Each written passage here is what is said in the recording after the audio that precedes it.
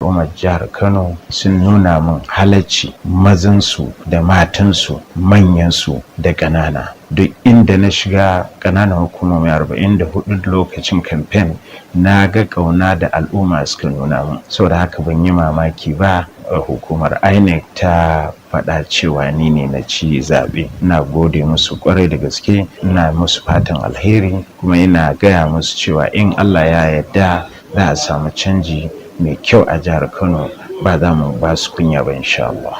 Ya za ka tunkari ƙalubalen da yake gabanka, musamman na sauke irin nauyin da kai wa alƙawuran da kai wa al'ummar Kano?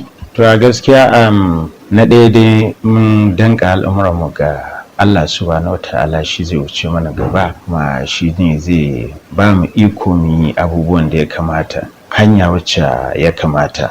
Misali, a tabbatar da cewa wato an kawar da ko an daƙile hanya ta cin hanci da rashawa, domin a samu hanyoyi da yawa wanda za a samu kudaden shiga da a yi wa al'umma aiki. Kuma karka manta a baya na rike mukamin kwamishina na ayyuka gidaje da sufuri, so da haka ayyuka ni ba sababbi ba ne a wajena, illa ma za mu ɗora ne a inda muka tsaya a 2015, wanda wannan gwamnati da yanzu za ta tafi ta kita ɗora ta ƙara samu. Muna da wato blueprint wanda yake in Allah da kawai ɗorawa za mu. Mun yi alƙawarruka da dama, kuma kafin mu yi su sai da muka zauna muka yi nazari, musamman fannin ilimi, fannin kiwon lafiya, fannin wato tattalin arziki, fannin kasuwanci, fannin samar da ruwan sha da abubuwa da yawa. Ina da yakinin insha Allah za mu iya. Kamar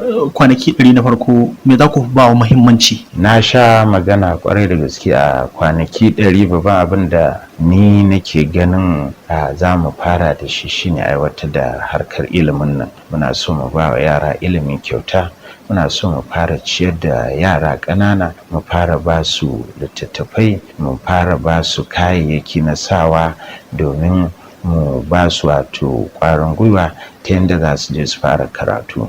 Kamar gwamnatin da za ta tafi, ko idan ta bar wasu ayyuka da bata kammala ba, za ku iya yi a matsayin ku na gwamnati ko jam'iyyar adawa da kuka karɓi mulki har yanzu? Abin da yake gabana shine ci gaban al'umma. Ba ruwana da waye yayi kaza waye bai yi ba. Matukar wannan ayyuka za su taimaka wa al'umma, to ba ni da wani wato abu ne na yanayin da cewa dan su opposition ne wato ba zan ci gaba da su ba. Duk aikin da muka tabbatar ya zai taba ko kuma yana taba wato rayuwar al'umma positively, wato in Allah ya yarda zan yi shi, za mu kammala shi. Mu ba irin su bane, mun yi abubuwa da yawa kamar yadda na gaya maka, amma rashin kishi ya sa su kaki kammala waɗannan aiki. In Allah ya ba mu muka aka rantsar da mu, in na duba na gani ayyukan nan za su taimaki al'umma, ina tabbatar maka za mu ci gaba da su, mu kammala al'umma su fara aiki da su.